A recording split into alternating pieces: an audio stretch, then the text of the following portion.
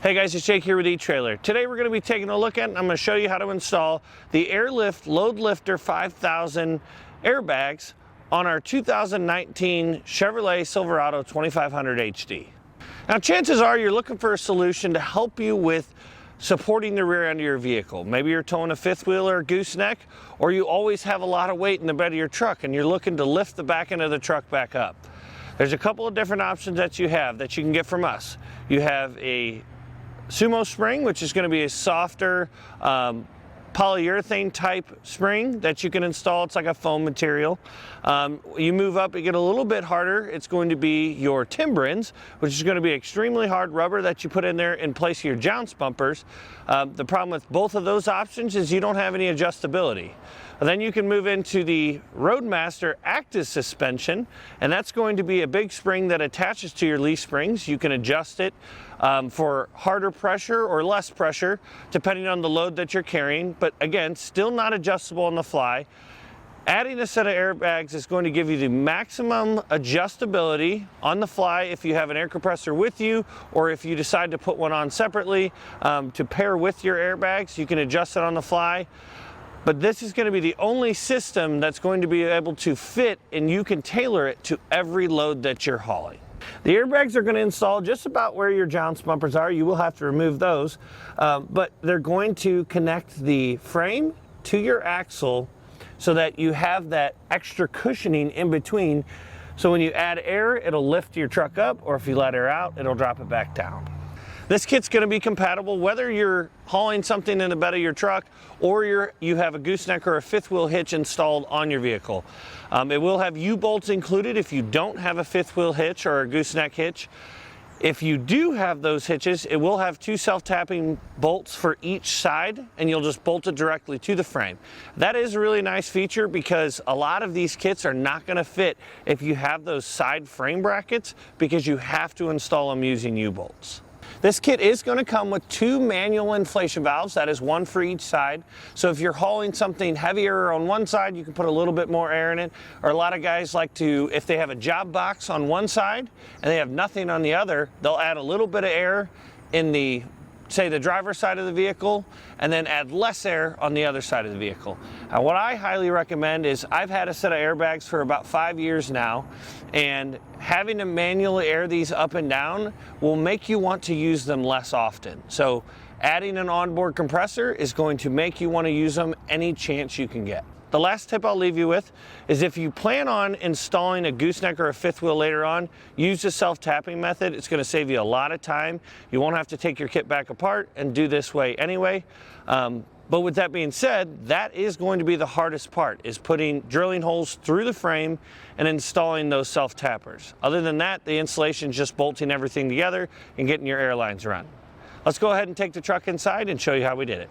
To begin our installation, we need to remove our spare tire. It will be going back in place. It's just going to give us more room to work under there if it's not in the way.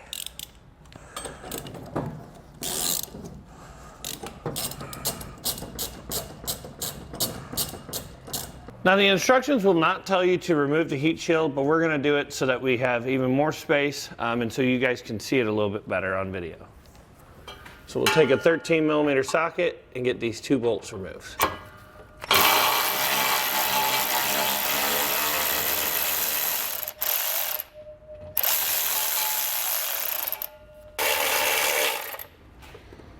The next thing we need to do, if you're doing this from the ground, you can use a floor jack.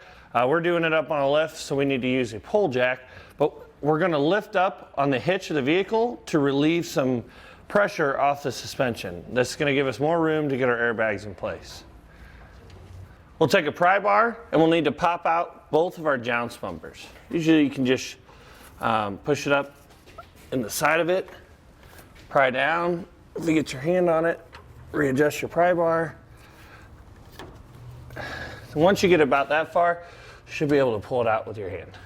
We'll need to take a 13mm socket and remove the bolt holding on our brake line bracket, and then also the 13mm bolt that's holding on our emergency brake line.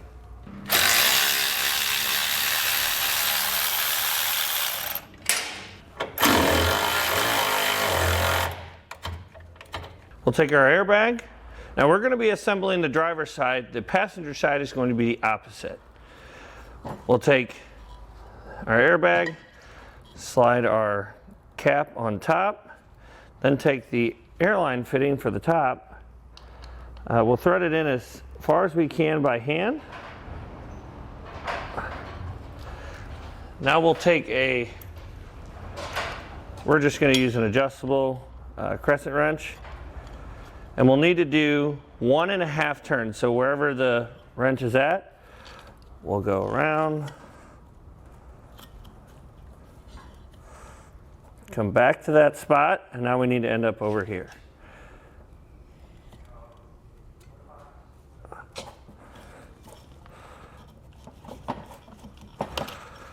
And this is adjustable, so you can move it wherever you need to. Then we can take our top bracket. It can only go on one way once you have the airline in. And we'll take these flathead Allen bolts, and we're going to thread them in, and you just want to get them snug. You don't want to over tighten them.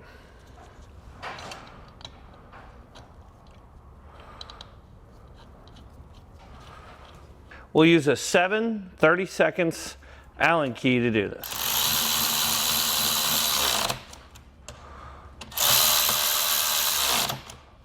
We're going to flip it over, put that same cap on, and then we'll have this opening, this chunk that's missing, facing where your airline is. So your airline should be right here on the side towards you. Set that on and thread in 2 more of those flat Allen head bolts.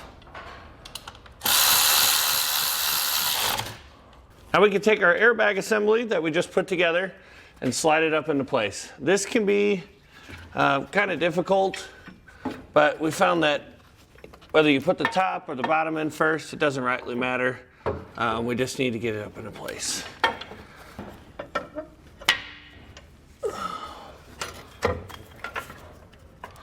Make sure our brake lines are out of the way.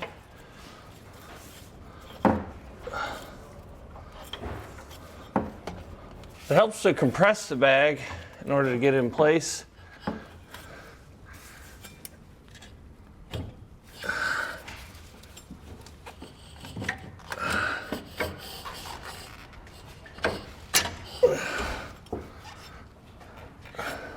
We're having trouble getting the driver's side airbag set in place. What we've done here is we just made a plug. We took a short piece of airline tubing, put a Schrader valve on the other side. We pushed down on the bag and then inserted the line. So that'll keep our airbag more compact and hopefully give us a little bit more room to get it in place.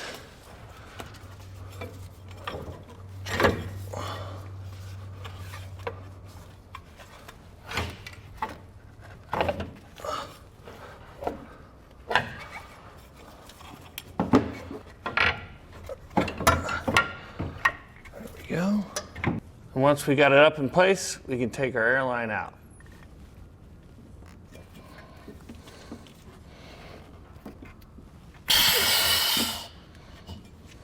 Now there's going to be 2 ways to mount the top portion of our bracketry to our frame. You can use the U-bolts if you don't have a 5th wheel or a gooseneck. We do. You can see the plate on the outside here, so our U-bolts are not going to fit. So the other option is to use a self-tapping screw that will come in your kit to bolt it to the bottom of the frame. So we'll need to drill out this hole to 5/16 of an inch, and we'll have to do this on both sides. If you're using the U-bolts, you'll run it over top of the frame and go through the outer holes.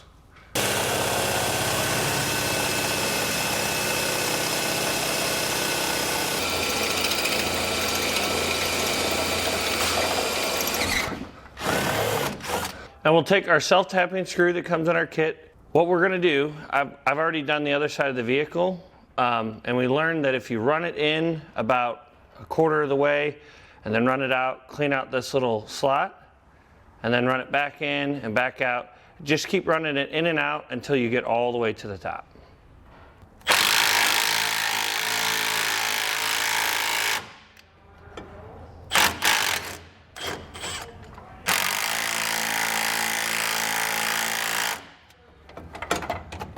And we'll want to torque those to the specifications and the instructions. With the top bracket installed, we're now going to secure the bottom bracket. We'll take this lower axle bracket, set it up underneath. This is why we leave this connection loose for now. We may have to get our bolt in place.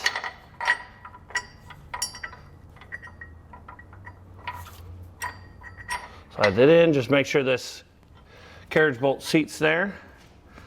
And then we're going to put a flat washer and a lock nut on.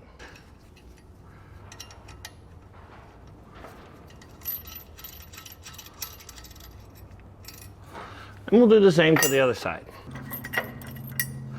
And when we tighten these, we're going to eventually have to torque them down, but we want to tighten them evenly so that we have even pressure on this bracket upward. You also want to torque these to the specifications and the instructions. All we have left to do on the driver's side is replace this bolt with a bolt that comes in your kit. It'll be a short little bolt. Put a washer on it, and then we'll thread it back into place. Your bracketry is going to have a new threaded hole, and then this blank hole next to it is for this little tab. It just helps to keep it lined up. We'll take that and thread it in. Now this bracket that we removed that's holding up our emergency brake line, we're gonna need to put a slight bend right about in the middle, because you can see we have it up now and we wouldn't be able to get the bolt back in place, but if we put a little bit of a bend in it, we should be just fine. Now to go over what we did on the passenger side, you'll have the same bracket that you'll have to put that small bolt in for this brake line. And then on the other side, you'll have one for the emergency brake line. You'll see that right here.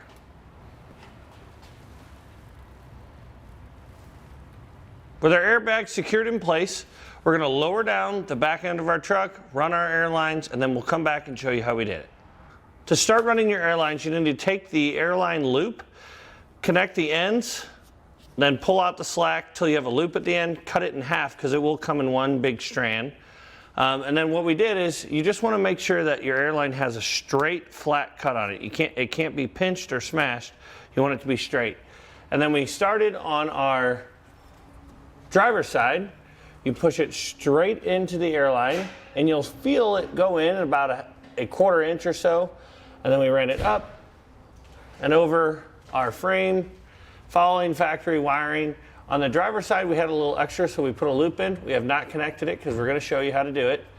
And then on the passenger side, we connected it to our fitting on the top of our airbag. But before you do that, you do want to put the included heat sleeve on it and kind of put it underneath your exhaust. We will be installing a heat shield here, but this is another good safety measure. Put a nice loose loop in. Again, ran it up along the frame, following existing wiring, ran it along the wiring on the bumper, and then up and around and out into our bracket. The bracket we use is a no-drill long bracket. We do have them on our website. They work out great. We did have to put a little bit of a bend in for how we wanted it to attach to our bumper. And then we'll have our Schrader valve here that we have not installed yet. So we'll start by taking a nut that comes in your kit, and this will all be packaged with the airline tube itself, so you don't have to get it confused with other hardware in the kit. Take that. We drilled 2 5/16 holes in our plate. Then we'll take a rubber washer, slide it over, a flat washer, and then the star washer. Making sure the teeth are facing in. And we can take our remaining nut and thread that on. We'll take a 13mm socket and snug these up. These do not have to be super tight because again, this is just an airline fitting, so that should be good enough. The last thing we need to get in place is going to be our heat shield, and then we can test out our Airlines. What we need to do with this plate is you'll put a slight bend in it up on both of these tabs. Make sure they're about the same. And then we'll put another bend in it like that. Now, because our airline is run through this curved portion of our exhaust, we're going to put a slight bend. So you can see here how we bent it. We just bent it to match the same curvature of our exhaust. And I will slide it up in place. And then your kit will also come with these clamps, and we'll tighten those down.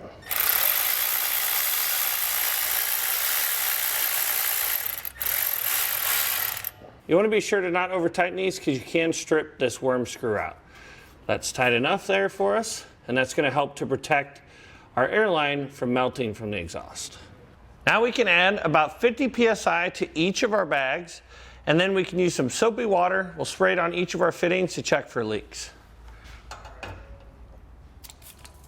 And what you're looking for is rapid, large bubbles to form. We don't see any here. We check up on our front ones, and we don't see any on the front ones either. With no leaks found, we're now ready to put our heat shield back in place and replace our spare tire. But after that, that's it for the installation.